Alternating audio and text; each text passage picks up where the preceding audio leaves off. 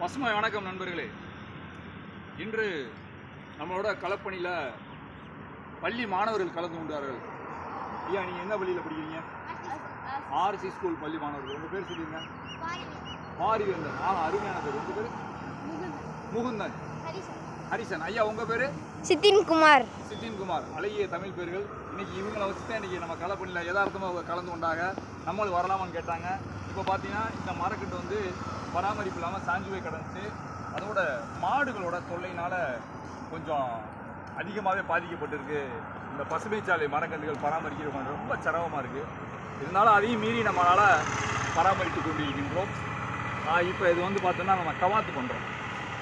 கவாத்து இப்போ இந்த இடத்துல நம்ம ஒரு மரம் வச்சோம். ஏற்கனவே ஒரு மரம் சின்னதாக வளர்ந்துக்கிட்டு வந்துச்சு. இந்த வேப்ப மரம் நம்ம வச்சது வந்து நாவல் மரம் தான்.